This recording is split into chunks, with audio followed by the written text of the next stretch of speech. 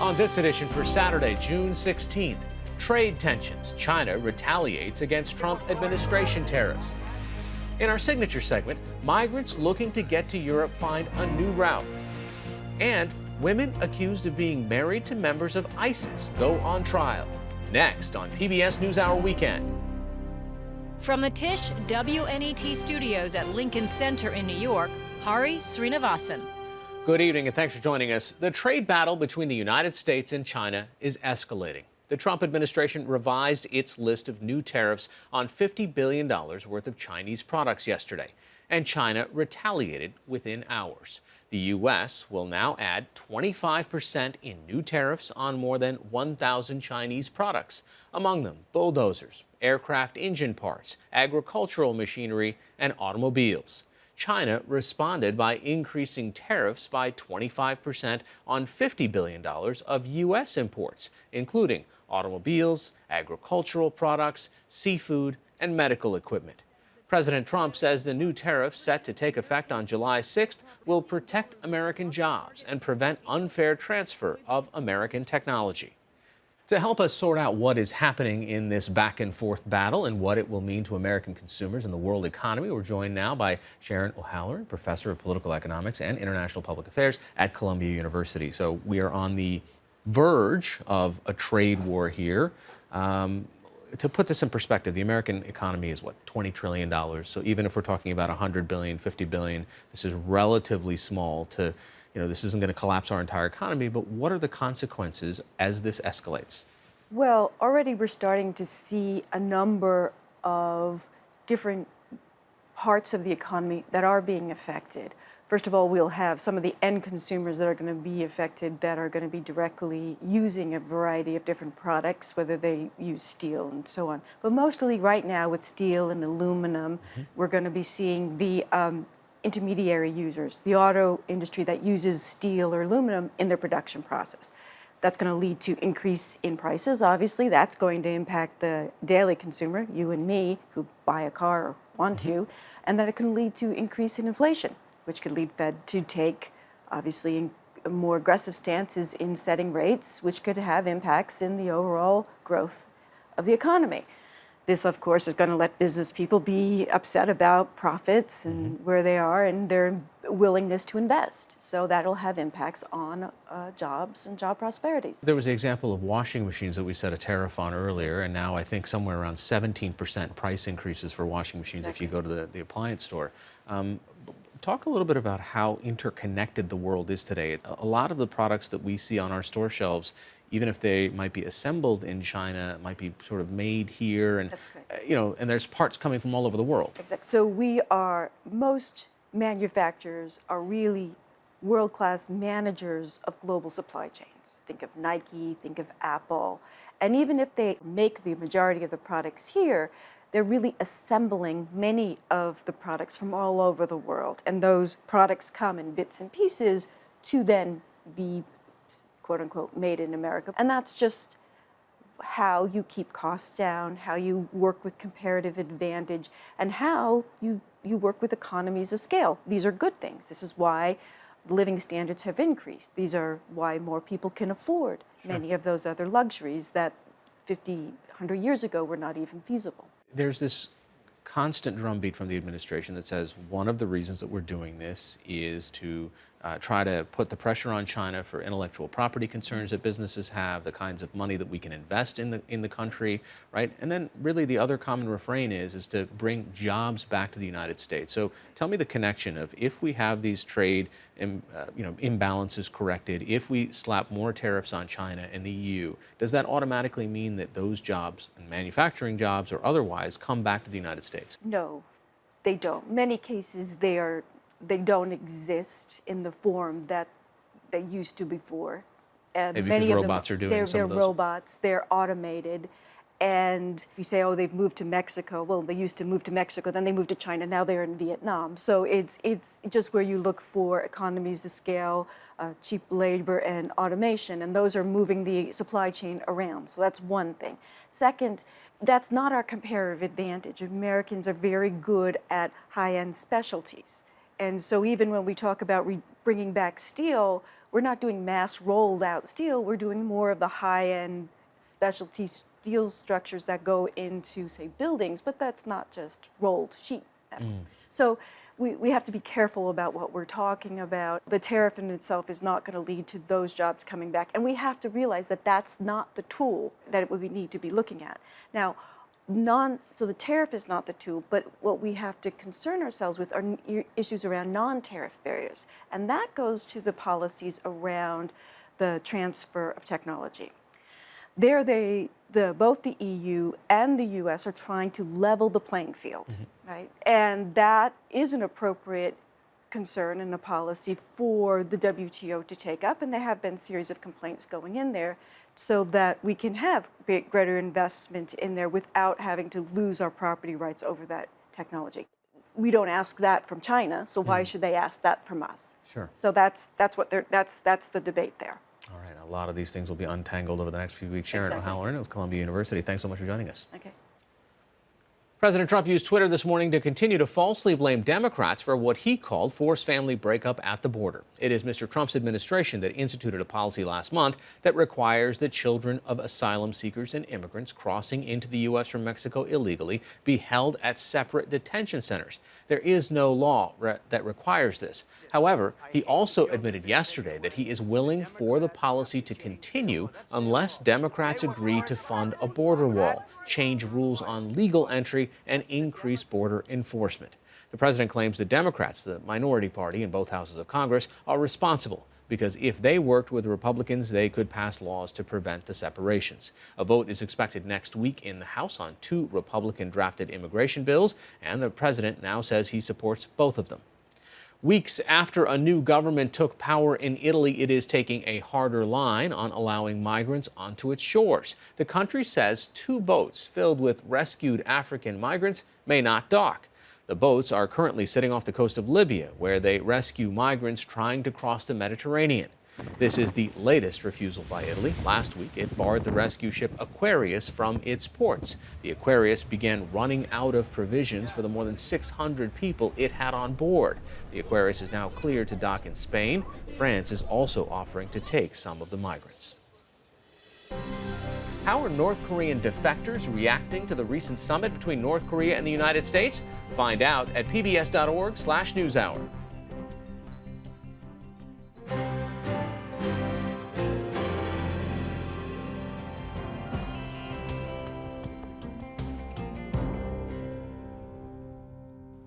Bosnia-Herzegovina. Just over 25 years ago, a brutal war there caused nearly 2 million people to flee. Today, migrant travelers are rushing in, many fleeing war and persecution in their home countries.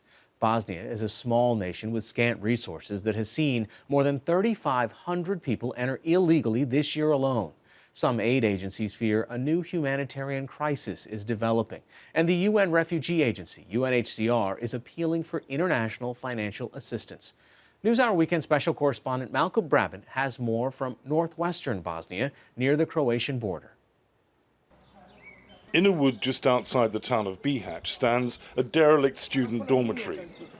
The building may have power and running water, but it's still an overcrowded slum. In short order, it's become a potent symbol of the 3-year migrant crisis dividing the European Union. For the 500 or so inhabitants, it's a way station on their dream-laden march towards sanctuary or greater prosperity. For opponents of immigration, it's a snapshot of a surge heading their way. For volunteers of the Bosnian Red Cross, this is simply a place of humanity. It's very, very hard when you see all those children that are right now suffering. They don't have a decent childhood. Spokesman Amir Draganovic. We're trying to do our best to find them, to make them like they are at their homes.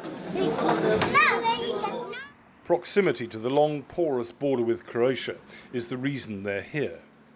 If they can enter Croatia, they are effectively inside the European Union, where theoretically they can cross national boundaries without documents. About 200 migrants are camping in this field, 2 miles from an official crossing into Croatia.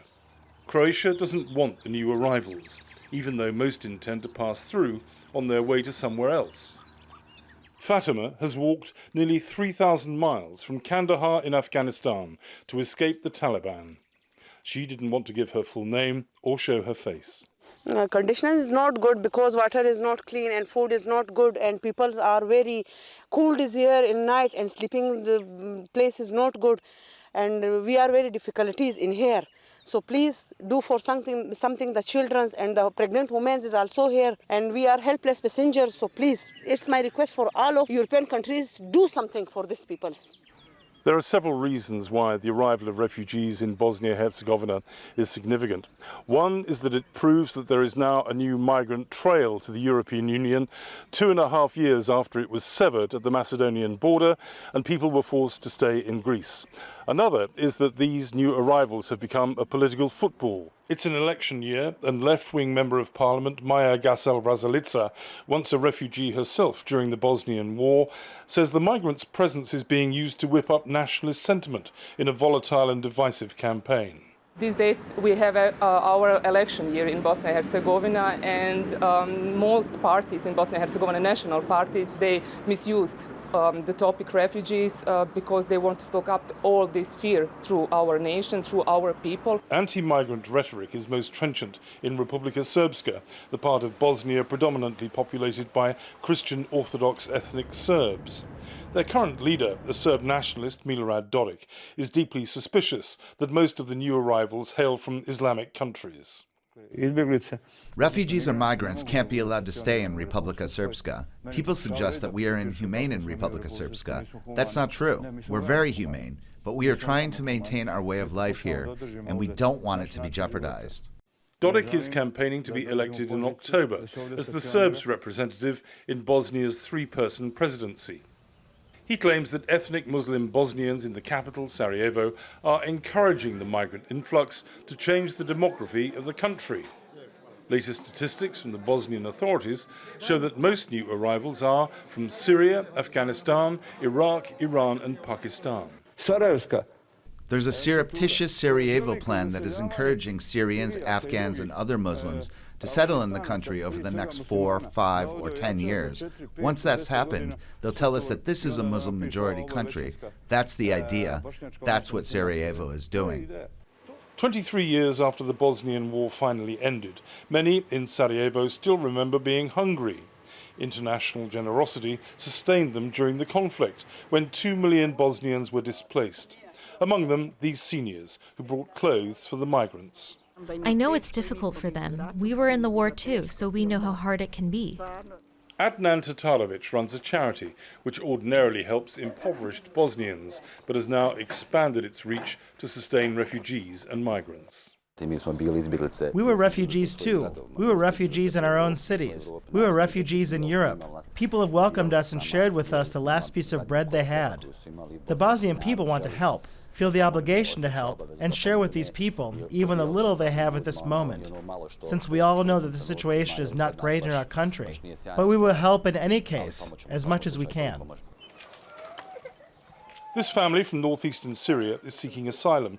Like most other new arrivals, they spent time in Greece. The oldest man in the family, Salim Al-Fadli, says asylum would have been unthinkable in Greece. I like to drink coffee like all the morning. I'm go to any coffee in the Greece. See people look at me like so bad and speak something. I hate it. I don't like it. But when I'm come to Bosnia, I'm going to like any shop, to any coffee shop. See people make me smile, speak to me so good. This is important for me. This I like it. When I filmed this scene, it was still Ramadan, when Muslims fast from dawn till dusk. The smallest children could eat, but the elder siblings did not. When the younger ones had finished, their sisters swept up even the smallest crumbs of bread for the iftar supper at sundown, when the fast could be broken. Never knowing from where the next meal comes is a migrant trail reality. The second largest group after the Syrians are from Pakistan. The majority are not refugees fleeing persecution, but economic migrants seeking a better life for themselves and their families. All journeys are very tough. No food, no water. We entered here and working at least 9 hours tonight, every night, And there we are sleeping now because of police problem. Like most of the other migrants at Europe's doorstep, the Pakistanis too are Muslims, meaning that in some quarters at least, their welcome is unlikely to be a warm one. Still, Atif Nawaz hopes that his degree in electronics will enable him to find work in the European Union. We have a financial problem in Pakistan. My mother is a Sikh and my father is a Sikh. It was my dream. It was my dream and come here for money. Developments in Bosnia are being closely monitored by the UN's International Organization for Migration. Its Sarajevo representative is Peter van der Averaat. We've seen this all over the world. You can close and you can increase the border controls, but you can never close the border. And because if people are very determined, they will find a way through. If you look at the map and you see the borders in Bosnia and Herzegovina, or even the map between Greece and Albania, you will see that it's virtually impossible to close those borders. So once people are determined to use the route, they will use it. Many of those who found their way to Bosnia have simply followed the GPS on their phones. Others have relied on smugglers. Here in the Balkans, there is a long tradition of smuggling of weapons, smuggling of drugs. Our understanding is that a lot of those gangs have diversified, if I can put it in that way, and now also smuggle migrants. The refugees and migrants are trying to enter Europe through Croatia, at a time when the new government in neighbouring Italy is promising to deport unwanted migrants, and Croatia is stepping up border patrols. 60 meters after this turn, you can see in front of you. 20 meters. You're very close now. Stop there. There they are, on your right. Croatian border police on the ground are being directed by their colleagues in a helicopter. They're just in front of you, on the left, and on the right. There's a lot more than we could see at the beginning. There they are on your left side, and one group is in the bush. Fatima from Afghanistan made it across the border once, but was deported by the Croats. Croatia, this Croatia is very bad police and very bad people. At the former student dorm in Bihać, Red Cross official Amir Draganovic fears the problems here are only just beginning. The main problem is that all borders now are closed, and the more and more police stand on the borders, then migrants cannot cross to the Croatia and to other parts of Europe. So pretty much they are stuck here. As word of the new route spreads to those further back on the migrant trail, more people will head this way, increasing the likelihood that this corner of Bosnia will succeed Greece as Europe's latest choke point, a place where the epic journey comes to a halt and hope is replaced by frustration and anger.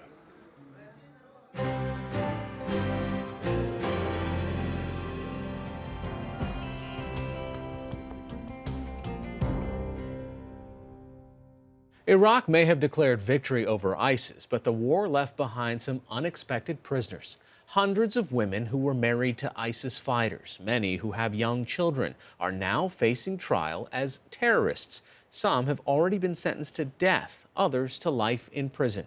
NPR reporter Jane Arraf has been in the courtrooms. He joins us via Skype now from Cairo, Egypt. First of all, describe what's happening here. Well, Hari, so this is one of the leftovers of a very long, very bitter war. Now, as ISIS came into Iraq, and it took over a third of Iraq when it came in 2014, people flowed in, jihadis flowed in, and with them flowed in their families. There were a lot of women who came with small children. And when ISIS was defeated and they were driven back, a lot of the ISIS fighters were killed, and a lot of the women and small children were left. They were either arrested or they gave themselves up to Iraqi forces, and they're now in detention in jails in Baghdad, and a lot of them are going on trial. And, you know, one of the quotes that you had in your story was, any foreigner who lived in ISIS territory is considered to have joined ISIS and is loyal to them. Describe the conditions and the places that they're leaving behind, places like Mosul that were devastated. Mosul, absolutely. And if you look at Mosul and what's left of part of the city, the oldest part in the west, you can see why this has been such a bitter fight, and perhaps get a glimpse of why Iraqis are not in any mood to forgive. Now, it's a very complicated war, and there are a lot of victims here, and there are a lot of reasons for the war. But in between what ISIS did, which is attempted genocide of the Yazidis, the ethnic minority, massacres of Shia cadets, slaughtering civilians as they came in, and then the devastating battle to get rid of ISIS. So this is a war that has seeped into the very heart of Iraqi consciousness. There are lots of families, lots of tribes that were split between ISIS and fighting ISIS. But as for the foreigners, they are, as you point out, being given very harsh sentences, even if all they did was marry ISIS fighters or come in with them. You mentioned that these are people who have come into Iraq in some cases. What about the countries where they came from? Are they willing to take them back? So right now, Iraq is holding about 560 of these women. Most of them, the majority of them, are from Turkey, and a lot of them are from Russia. And then others are from Eastern European republics. There are very few Westerners in this group. They're not the only ISIS trials going on. Iraq is believed to have tried almost 10,000 Iraqis on terrorism charges, but these women are coming up for trial now, and a lot of them have already been tried and convicted. Let's talk a little bit about the kind of unequivocally innocent here, the children that are caught in this. What happens to them as their mothers are sent either to prison or perhaps put to death? Well, that's the really troubling thing. So a lot of the countries who will take the children won't take the mothers. There isn't a huge rush here for countries to step up and say, yes, extradite these women back to their home countries so they will stand trial. That's what Iraq would like to happen, but that just isn't happening. They are more willing to take the children back if they can find relatives. So when I was in court, for instance, and these women were standing in the dock, and it is literally a wooden dock like a cage, a lot of them had babies in their arms and small children with them, and they're basically living in prison with their mothers. They will grow up in prison if their mothers are convicted, and at a certain age, when they reach school age, they'll be put in Iraqi orphanages. So it's quite a grim future for them. NPR's Jane Arraf joining us via Skype from Cairo tonight. Thanks so much. Thank you. This is PBS NewsHour Weekend, Saturday.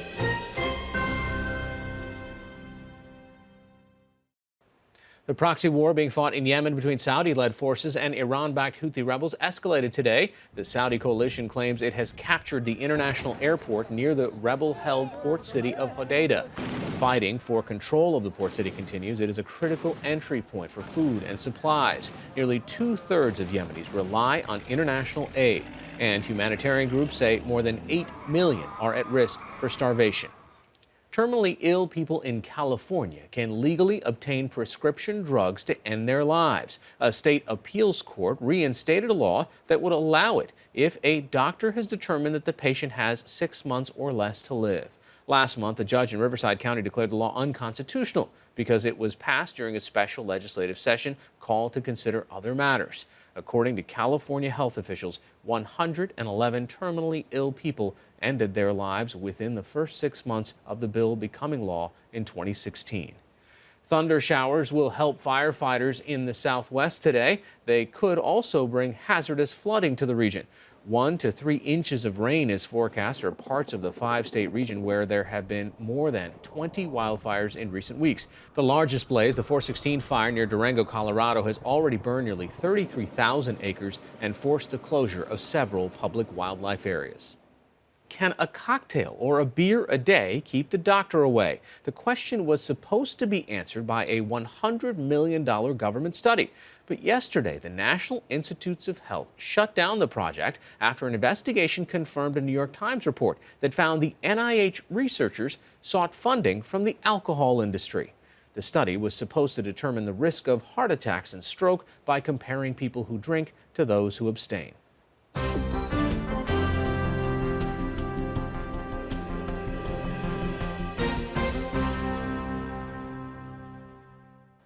Finally tonight, we leave you with a moment of pure joy from a school in Montevideo, Uruguay, where children watching World Cup soccer saw their national team score the match's only goal to defeat Egypt yesterday.